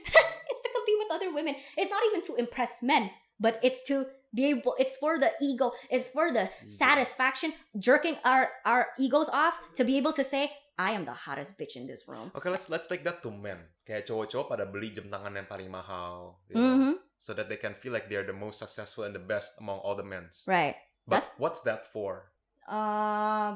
It could be. You can say it's for ego, tapi at the same time it's also about feeling. Ya bisa sih. You can say it's about feeling powerful. Tapi I think a lot of men would say that they do that. They want to like show off, or they want to be the best among all the other men, so that they can. Ya juga sih, nggak tentu. It's not always about girls. It's not always, because I mean. It's about ego, Right, because I mean, obviously, also like back again to the whole, we dress up for other women to compete. What are you competing for? For some women, it could be to compete for the attention of like males. Yeah, of course, it could be, but it could also just be purely. And this was me for the longest time. Like this used to be me. I'm not like that anymore. I swear to God, udah bertobat. But like, but it's really to just jerk off my own ego of just the satisfaction of being able to say I am the hottest bitch in this goddamn fucking room. Yeah, 100%. I agree. Yeah, actually benar sih. Yeah. Like at least for me, again, this is very subjective. Yeah. Like for me, if I dress up well and I feel like I look good, it's for you. So, at sometimes, when you're in Bali or when you're like somewhere, you want to feel like you get attention from the other sex. Yeah. Of course. Tapi most of the time, when you're in formal settings, when you're in social settings, you just want to feel like you have confidence, kan? Yeah. Come say you look dressed well and you have like branded items on you. Of course, it's a psychology thing, because there is science to how, to an extent, you need to be able to look good to feel good. Yeah, it's just ego. It's 100% it's ego. Even in sports, like you want to be the best footballer with the best technique, kayak lu bisa dribble, bisa lompatin bola di atas kepala, itu kan you jerk off against other men actually. Yeah, exactly. Yeah. That's not for women at all. Yeah, exactly. That's not for women at all. Yeah. Even, oh my God, I was just talking about this with a girlfriend the other day. Like men, the way that a lot of you guys at the gym take gym pics, that's not for the female gaze. That is 100% for the male gaze, man. Because the uttermost jujurly with women, when it comes to like some certain gym pics, they're just, what I'm trying to say here, and this is purely like personal anecdote. There's no data to back this up whatsoever. This is just a personal opinion of mine. Those gym pics, I know damn well a lot of my guy friends, they take that to flex on all of their other homies. Well, I do that, but not to flex on my other homies. I do that just like, I look good, damn. Yeah. I muscled up. Right, yeah. It's just to... Of course, I'm not saying every guy that takes gym pics are like that. No, calm down. Tapi honestly, you don't... I never think about it being seen by women sih. Nggak kayak gue fotos kayak, they're gonna see my muscles. Gitu but... Sih. And try to be honest with this, you're not actively thinking about getting women, but you're subconsciously there's a part of you, of course, competing with men. Yeah. Nah, yeah, makanya. Yeah, competing with men, yeah. Nah, yeah. It's just ego, guys. It's just talking about ego. You want to feel powerful. Well, because as humans, I mean, there's like the science of that too. Is that as humans, we in order, the baseline of us being able to function requires us having a level of ego. Yeah. You know, hold on real quick. My mom just messaged me. You have curfew? No. Okay. My mom just is very adamant about me eating dinner, and she knows I haven't eaten. I love ASMRs. What do you think? Do you like my nails? Launching soon. Okay. Guys' reaction, okay. Every guy friend I ask, like, oh my god, do you guys like my nails? They're just like, yeah, they're whatever. They don't notice jack shit. But anyways, I think that scene was meant to be a sort of counterculture to this modern radical feminist narrative that somehow being too sexually promiscuous is an empowering thing, when really I think it's just patriarchal ideals and misogyny repackaged under the guise of neo-feminism. I don't know, maybe I'm also just overanalyzing. I don't fucking know. No, you're entitled to your opinion kan. Sebenarnya itu okay kok. Yeah, I'm just man, gue orangnya overanalyze everything anjing. But what do you think, Peter? Overanalyzing? Bukan yang cewek-cewek kalau pakai baju terlalu seksi. Bukan cuma terlalu seksinya aja, but then it's like there is I don't know how much of like American politics you guys keep up with, but you know this like whole bimbo movement? Bimbo? Like do you know what I mean? Bimbo movement apaan tuh? Bimbo movement, it's kind of packaged into like there's this like radical form of feminism that basically says, you know, you go do OnlyFans, go, you know, sleep with as many people as you like, go, you know, date that man, like make sure you go get yourself a rich man, like, what's the other one too? Oh, just be a bimbo. You don't have to like have accolades or whatever. You don't have to aspire to nothing, and you just be pretty and you know all that type of stuff. Cewek cantik yang otaknya kosong and that type of stuff. I am very much, I'm sorry, I'm like old school feminist, so that to me that just rubs me like the extremely wrong way. And to me it's really just it's sexism and it's misogyny, but it's rebranded as being feminist. Like that is not at all. But at the same time, empowerment is like subjective, so I don't fucking know. Nah itu ya subjective opinion sih kalau menurut gua. Itu mah gak selesai ya. I put value in women who have brains, who has a sense of self value. Right. Exactly. Not kayak kalau misalnya lu punya OnlyFans dan lu ngelonte gitu misalnya ya silakan lah, itu hidup lu, tapi I wouldn't think that's empowering atau itu increasing your value. Exactly. You know, I want to make it clear so that me and Ray don't get attacked on the internet or whatever, but it's like, you know, we're not saying that at the detriment. Again, like I think you and I, we share something in terms of like having libertarian values of like your body, your choice, your life, your choice. Obviously, and I think everybody should have the right to do whatever they want. But let's not lie to ourselves and say that you do that from a place of empowerment when maybe some of you have a different definition of empowerment. I concede to that, but in the grand scheme, and I speak this also in part from experience, because hey man, the 21, 22, 23-year-old Indah, she was a different breed, and let me just put it out there, I wasn't fucking sleeping around with like 7 different guys and like sucking dick behind the alleyway because I felt empowered. Right? Yeah. So it's like if guys can have like 1,000 girls they fuck, then girls should have 2, and you start like right, exactly. When it's like and it's the whole, I think you were kind of mentioning it earlier, of like it's feminism. It's not about not that. Hold on, scrap that. What I'm trying to say is there's sort of this radical feminist mindset that I really just disagree with, where it's like, oh, because men, somehow it's like just because men do it, we should do it too, and that way it's equality. Padahal itu juga jelek ya. Padahal awalnya kan cowoknya jelek kayak gitu, kenapa kamu tiruin? Nah iya gitu, right? That's why, because their argument is that men sleep around all the fucking time and they've never gotten societal repercussions. I agree that's unfair, because again, that's patriarchy, that's double standards. You should condemn the men. You should be condemning that sort of behavior. Not becoming like them. Exactly. Itu juga low value banget. Either, hey man, I don't care if it comes from women or from men. I'm just sorry, but that is like, that's low value behavior. And see, I get to say that because I used to be that, so I know.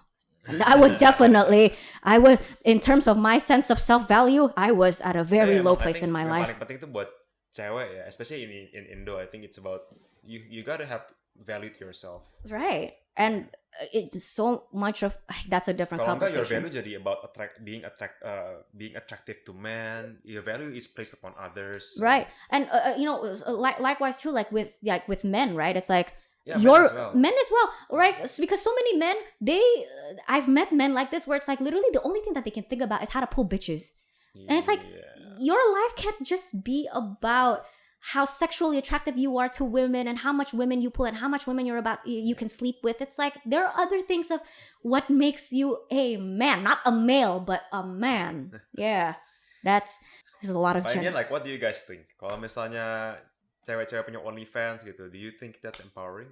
We can throw them out to the people. I think the only way it is empowering, I will say, this is kind of hard and this is an undeveloped thought. Yeah, maybe they can answer.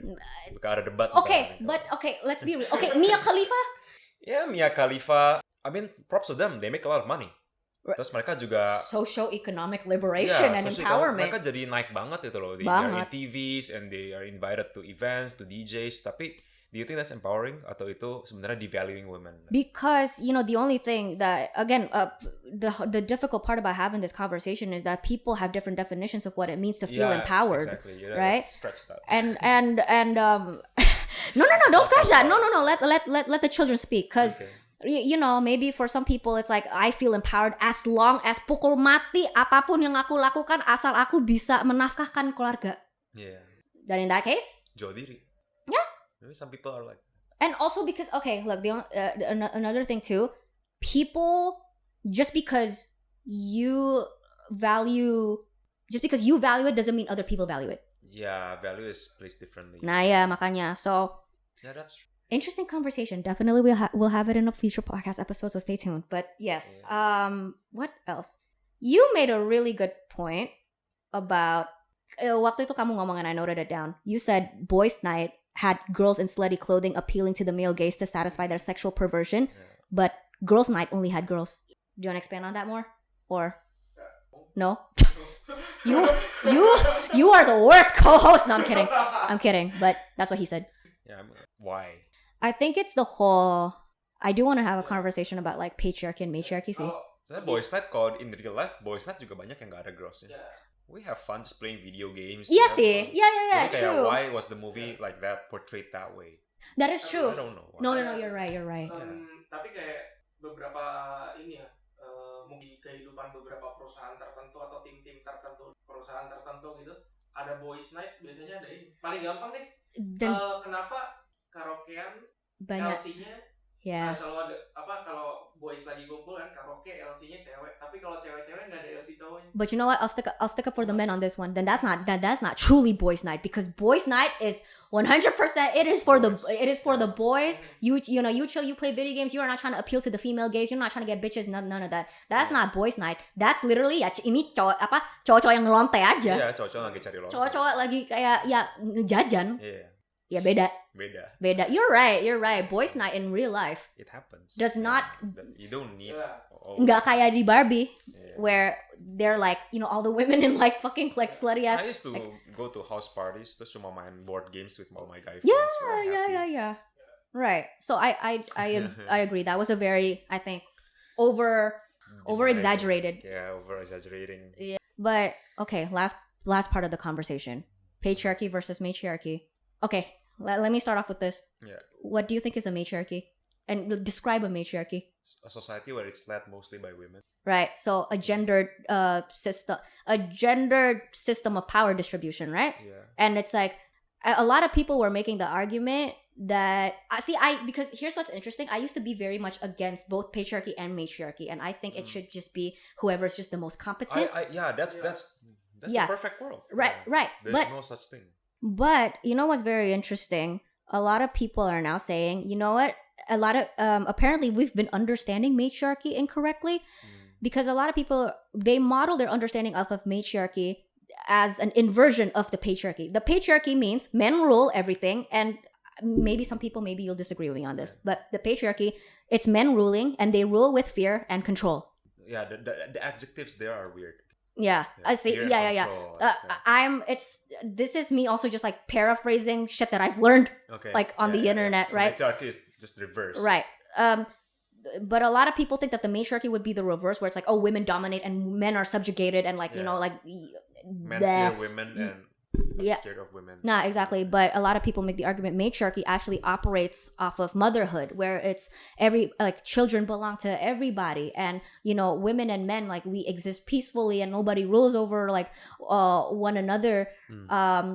And apa kayak gitu. Now that one I'm still very like itu curang dong kalau gitu. Up in the air.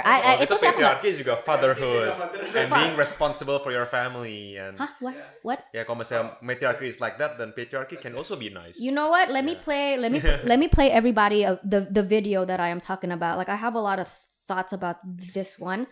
So I'll play it for you. I'll edit it later, like inside the audio, but I'll play it for you. People are saying, you know, Barbie Land is a matriarchy or it's feminism. Matriarchy actually is completely different from patriarchy. They're not inverted. Our world is patriarchal, so all we know is a world that's built around hierarchies and order and competition. And so we think if women take over, it's going to be order, competition, and women at the top and men at the bottom. But actually, it's a whole different system. It's not a hierarchy, it's a circle. Motherhood tends to be at the center. Everyone is a parent, and you know, and that includes men, and children belong to everybody. And so it creates a world that's more kind and caring for the environment because it's mother, it's a woman. And because we value women, we're going to treat her differently. And you could argue that one of the reasons why we do treat the planet as a commodity and as something to extract and exploit, and it's our own environment. Like, we're like trashing our own house. If we called it Father Earth, maybe we would have more respect for it. Oh, well, to me, it's just a matter of semantics. Semantics, right? Semantics, yeah. Okay, yeah. I'm starting to. Because that's not matriarchy in you know, matriarchy kan opposite of patriarchy kan? Yeah, because even like in real life, like matriarchal societies, you know, Padang is matriarchal. No, I don't know. Padang is matriarchal. Okay. So it's how do you pronounce it? Matrilineal.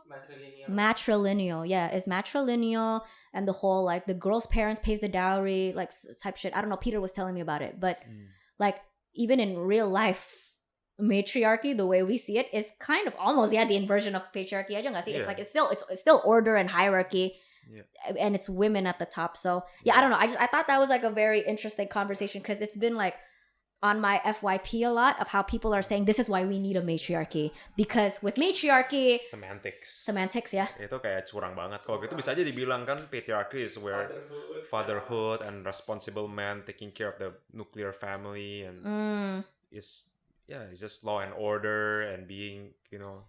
It's also just hard just because I don't, but you know, something I will concede to is that I don't know what it's like to live in a matriarchy. I've never been in a matriarchy, and the, you know, majority of the world, we still live in a patriarchal world. Yeah. So I don't know what a matriarchy would look like and whether or not it would be better. Well, of course, sexism selalu worse lah. So we never root for sexism. Right. Whoever is better, ya dia yang dapat position kayak nah, gitu iya, kan. Terlepas kelaminnya lo. Terlepas kelamin, ya. Tapi masalahnya kalau di US, I don't know ya, US tuh patriarchy apa enggak. Tapi I think people have enough opportunity. Malah ada juga research yang membuktikan bahwa perempuan di US, kalau misalnya mereka unmarried till the age of 35, 40, 50, they get more than men, you know. Tapi di Indo, I can agree. Di Indo tuh masih seksis banget. Oh no, ya. Masih patriarchy banget tuh. Kalau cewek, udah jangan harap bakal tinggi-tinggi karirnya. Ngomong kata gitu ya. But there are still exceptions, of course. Like, your mom is fucking rich. Like, my friend's mom is fucking rich gitu. Ada exceptions. Tapi middle class, low class, ya woman pasti jadi caretaker. Of course, yeah. It's very sexist in Indonesia. So, it's still a topic that can be discussed di sini. Right. Kalau di sana, I don't think ya penting-penting banget sih buat ngomongin begituan.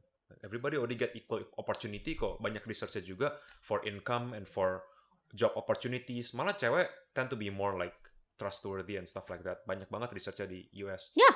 Iya. Makanya kalau di Indo baru tuh ngomongin matriarchy versus patriarchy. Gitu. Karena masih banyak banget masalah di sini gitu. Yeah. Our problem over here is that it's too patriarchal, where it's literally like you by virtue of you. Ya kan gitu kan, lu cewek denger lah cowok gitu kan. Lu cewek diem aja lah gitu. Itu kayak fakta banget sih. Right. No, it's still super sexist here. That's why that conversation is more relevant here. Yeah. What are you gonna say? Ya, lebih ke kesepakatan. Kayak orang. Oh, agreement. Yeah. Ya kayak orang kalau ditarik lagi dari zaman prasejarah waktu manusia masih berburu di dalam gua gitu kan. Cowoknya berburu. Kenapa cowok lebih suka tidur dekat pintu daripada cewek? Iya, soalnya dia jagain keluarganya. Jadi dia berburu. Dan cowok juga kalau ini straight man beneran ya, terus dia udah kebiasaan di ini, terus pas sama ceweknya dia tidurnya jauh dari pintu, biasanya gelisah nih cowoknya. Nah itu evolutionary gitu. Dan also men take the risk juga. Cowok lebih gampang mati. Ya. Mereka berburu segala macam. Iya, cowok lebih gampang mati, lebih gampang sakit. Actionnya juga aneh-aneh kalau dari luar sama teman-temannya gitu. Right, ya. Terus kalau cowoknya nggak ada, yang tidur dekat pintu itu yang cewek. Tapi cewek kan harus memperhatikan anak-anaknya nih. Makanya kenapa cewek itu biasanya matanya, kalau cowok tuh matanya lebih fokus ke depan.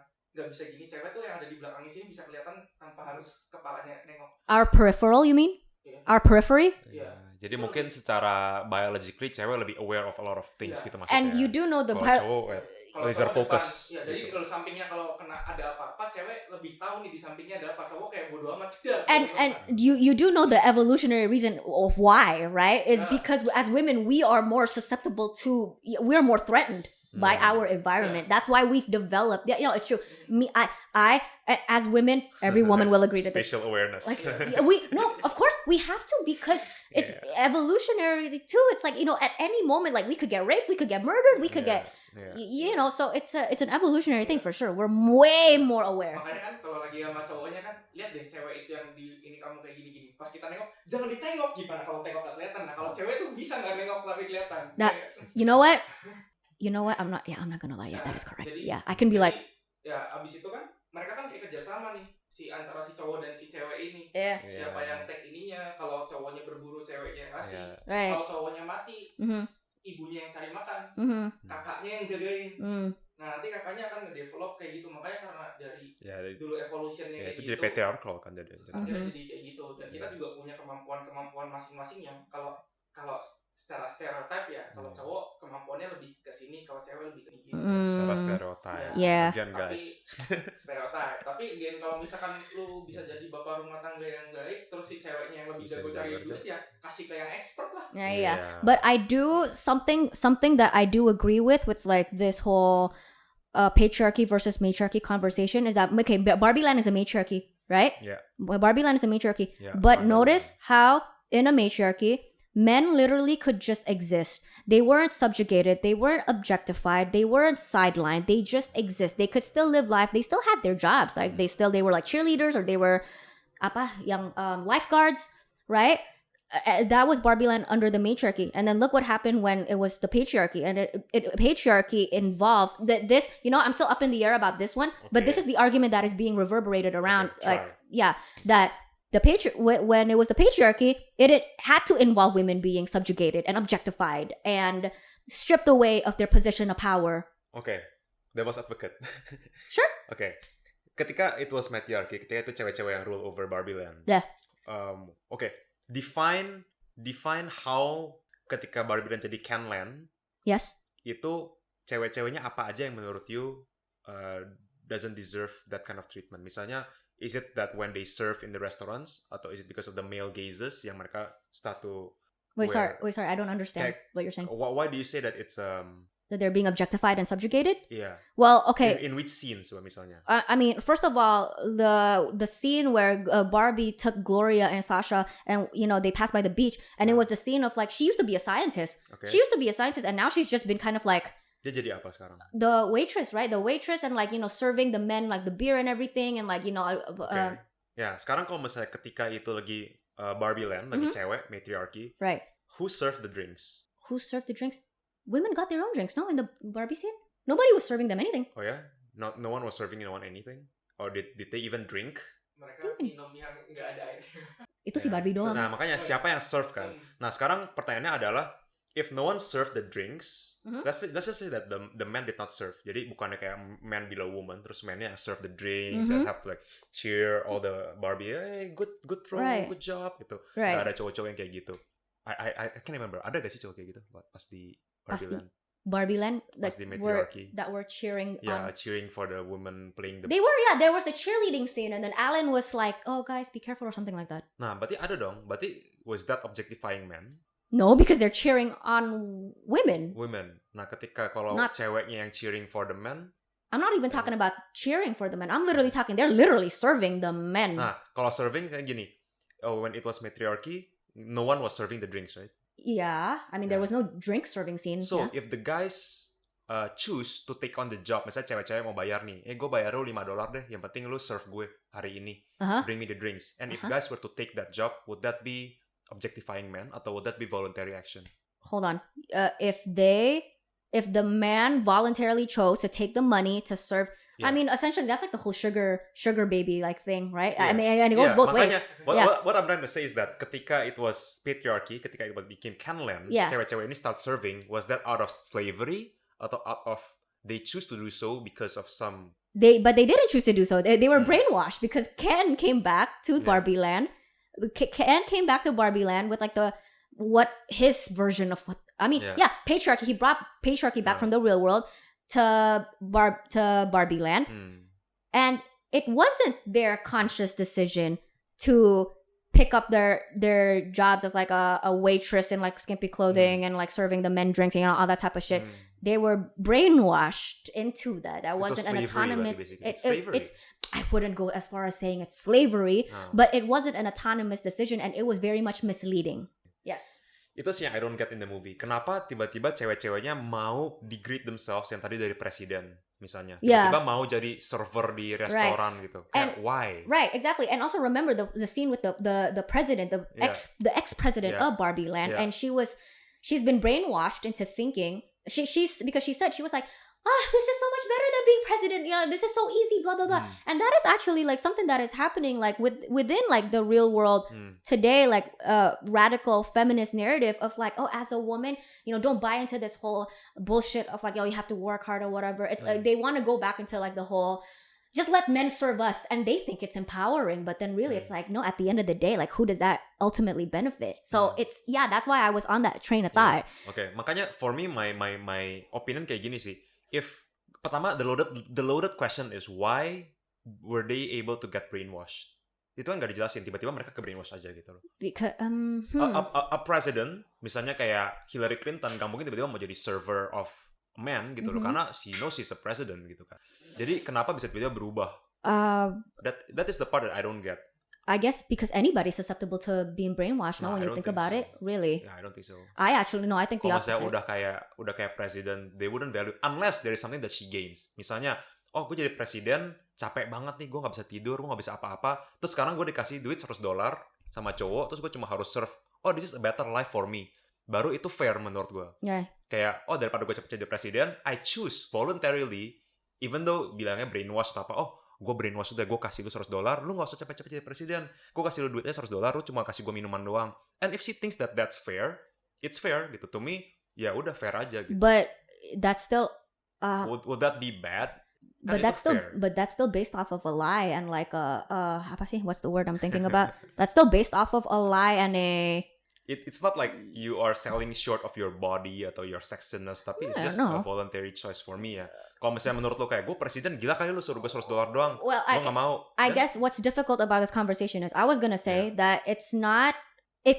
Even if something you make a conscious and voluntary autonomous decision to do something, but if that's something that you make the autonomous willful choice to make is because they are lying to you, itu sama aja bohong in my opinion. Kayak scam. It's a scam. It's straight up a scam. Berarti kan presidennya gampang di scam dong kalau gitu. But see, where I disagree with you is that no, I think brainwashing is so easy. And we see it all the time. I'm sorry, this is getting too political, but I mean, shit, what do our governments, what do a lot of governments do? Right? It's you take for granted just how stupid most humans are, including me. I'm not saying that I'm smarter than anybody else. Like, humans are very easily manipulated and gaslit. Very, very easy. And we've seen it time and time again. Just how easy, especially like when you play off of narratives that incorporate fear and anger. You know, the two most powerful emotions for humans, it's not happiness, it's not love, it's none of that like flowery shit. The two emotions that has moved mountains, has created wars, has literally it can literally move mountains. It's fear and anger. Nothing motivates humans more than fear and anger, and that has been scientifically researched. Yes, it's so easy to brainwash people. Okay. That's my opinion. Okay. Fair enough. Yeah. I stand by my opinion as well. Oh yeah, no, it's fine. Like everybody can like have their own opinions, but so for me the loaded question is to why did the president choose to become a server? Itu aja sih. What? But and my argument to that, and your answer is she didn't choose. She didn't choose to become a server, like willfully. Okay. She was brainwashed and she was misled into believing. Ken. How would you brainwash a president to become a server? Ya mana gua tahu. Ya itu dia. It's impossible. For me, it's impossible. How do you brainwash a president to a server unless there is something that she gains? She's smart, unless she's dumb. Kalau she's dumb ya, she's not fit to be a president anyways. Mungkin malah Ken lebih smart to become a president. Gitu. No way for a Ken to be able to brainwash someone to become a server without any benefits for the woman. Even if those benefits that were promised were misleading and kalau itu scam benar, misalnya kayak gue kasih lu $1 juta, lu jadi server gue ya, terus gue take over jadi president. You don't have to work, you can just serve me, it's fun. Terus begitu udah, gue jadi server, gue terima $1 juta ya. Tiba-tiba gue datang cuma dikasih $5, ya itu scam. Karena itu nggak fair, benefitnya nggak sesuai kan. Tapi kalau masih sesuai and she voluntarily thinks it's fair, ya itu fair dong gitu.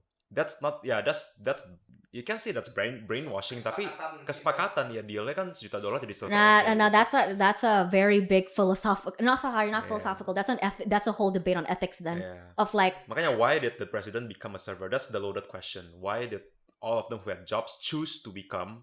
They're not enslaved, they choose to become it. Even if it was by the means of brainwashing, tapi brainwashing harus ada benefit juga dong ke ceweknya. Kenapa dia mau? Oh man, no. I just, God. Let's say for me ya, kalau misalnya gue jadi Ken nih, gue kasih $1 juta, lu jadi server ya. Dalam otak gue, ini worth gue jadi presiden, ini worth gue jadi ruler of the world. It's still a patriarchal and a bad intent on the woman, tapi dia udah mau ngambil duit itu cukup buat dia jadi server. Ya udah gue kasih $1 juta gitu. It's still on bad intent. It's still a brainwash on a bad intent gitu. Tapi but at the end of the day, she still takes it because there's a benefit that she thinks is worth the effort gitu. Yeah, and it's. Jadi it's a choice again in the end. Right. No, I see your point. Kalau scam beda, nggak sesuai janji itu baru scam. You know what I mean? I know, I know what you mean. And it's not explained in the movie. Makanya kayak to me kok gampang banget bisa jadi. Oh yeah, it's fun being like back then, you know, kayak I can just serve and it's all fun. Yeah, you're like, what the fuck did Ken promise you in order for you to do this?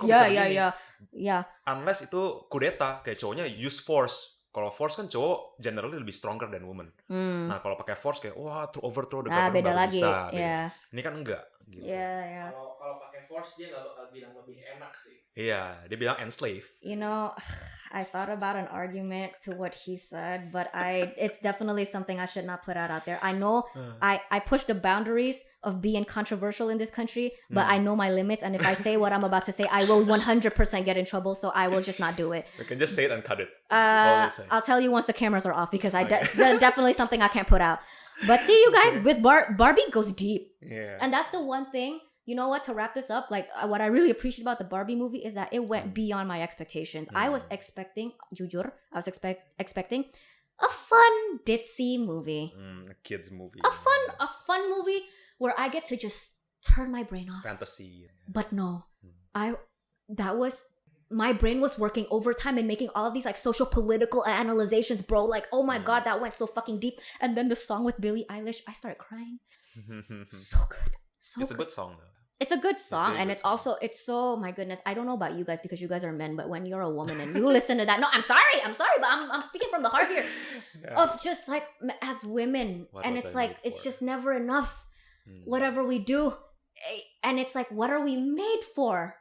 What is, like, and you know, one day we want to, what's the lyrics? I can't remember the lyrics. We want to do something that we're made for, something that just, I guess it's just an entire a song of like finding purpose. Yeah, finding your purpose as a woman outside of the confines of like finding your purpose that has nothing to do with men. The crass way of putting it, but yeah. Yeah, for me my takeaway itu yang paling I suka dari filmnya actually about Ken's story sih, because I can relate to it. Yeah kan? Yes. Yang at the end when he feels like dia sebenarnya tuh banyak cowok-cowok gini sih. I think a lot of men would agree as well. Cowok-cowok tuh butuh banget approval dari mau itu lawan jenis, mau itu sama jenis, mau itu teman-temannya semuanya. But validation. Validation. Yes. They just want to be validated. Jadi from the beginning of the movie, di mana cowok-cowoknya itu mau ikut girls night nggak boleh, mau stay over nggak boleh, kayak oke, good night, terus saya pulang sendiri malam-malam. I can relate to that. Like I can feel kayak kadang-kadang cowok itu not in terms of cewek-cewek nggak ngundang lu gitu, tapi kalau lu nggak di-validate, you don't feel enough. And gitu. And also what it also highlights is how detrimental it can be to a lot of men when they are underappreciated, because you know, as something that I want to admit is that, you know what, it's also jadi cowok tuh juga nggak gitu enak. Especially the state of the world that we live in, like this, you know, most society, we underappreciate our men for the things that really do count. Being a good father, being a good friend, being a good lover, right? Just being a good person in general. Not all men are jerks. Right? Yeah, no, not all men are jerks. And you know where society is at today? The reason why so many men are fucked up is because they don't receive a validation for the things that they should be validated for. They don't feel like they're being appreciated for the things that they want to be appreciated for. So I think Barbie does a very good job of, I think, karena kan they never get position. They are not the president, they are not anyone important. Akhirnya in the end when they have everything, sebenarnya what they need bukannya to be a patriarchal canland. They just want to be appreciated. They just want to be appreciated. Makanya in the end mereka dia nangis, dia cuma bilang they never feel enough. Mereka nggak tahu rasanya punya power. And even he said he wouldn't have wanted it because it's so tiring to be a president. Dia bilang kan kayak to rule over a country. Dia cuma mau di-appreciate, dia cuma mau sama Barbie doang. Right. Mau, I don't know, he loves her, I think. Right. Terus in the end, dia bisa berasa enough, itu powerful banget sih. Karena gue pun baru bisa merasa enough, I think like 3-4 months ago. Ketika gue merasa, oh ternyata gue ini udah cukup enough, udah okay. You are more than just you are more than just the extension of your partner. Yeah, because you know the part that I like really started crying a lot was that last scene with Ken where he was like crying, because the thing with Ken is just it was so sad. He didn't know how to be him without Barbie, and to be honest, a lot of men in real life feel that way, where it's like your value depends if someone kayak kasih lu jempol baru kayak okay, gua ada value. And that your value as a man is how sexually attractive you are and marketable you are to women. In terms of money, in terms of a lot of things. Yeah, tapi ujung-ujungnya like it goes back again to like for female validation, where it's like, and so many men and young boys they're taught that, right? And I think that's one of the things I really sympathize with a lot of young boys these days, because at least for us women and girls now we have. Yeah, I mean, for better or for worse, we have modern day feminism that there is like a social movement, voice, a social movement, a social voice that tells us and reaffirms us that no, hey, just because you are a girl, and like there is a combat to patriarchal sexist there's no manism. But there's no, ibaratnya kayak gitu, there's no manism. Padahal sama aja sih. Right, there's no. Think of like oh my god, and that's why banyak cowok stress, they go suicide, and you know more men suicide actually. And yes, suicide rates for men are so much higher, and that's why there's Andrew Tate and Sneako. So makanya kalau cowok nggak sukses, mereka kayak gue worthless, you know. Terus it's all about money, it's all about fame, it's all about who you are amongst other men, you know. Even from kids, when you play sports, if you can't do sports, you are the loser, you're the lamer gitu kayak. It's always about competition between men, compete. Your validation dari orang tua, validation dari temen gitu. Right, yeah. And that's why that last scene from Barbie, I wish I could show that to every single boy. Gue relate banget ya. As a man ya, begitu dapat yang baju I am enough itu kayak, dude, just being yourself, you're doing fine, you're working, you're getting money, you're responsible, you are nice. Just by yourself, you udah enough gitu. Nggak perlu ada orang bilang lu hebat to make you beneran hebat. Gitu. And you especially do not need a woman to be a worthy man. Yeah. So, and that is Barbie. That is Barbie. So amazing. But yeah, thank you so much for being here, bro. Yep. Oh my goodness, this conversation was great. I fucking love this. But anyways, be sure to like, comment, fucking subscribe, you cunts. His information is all down below. I'm firing Peter, and I'm kidding. And that's about it. Bye-bye. Bye. Ooh, that was fun. Turn off the camera and the audio, because I'll tell you what I was gonna say.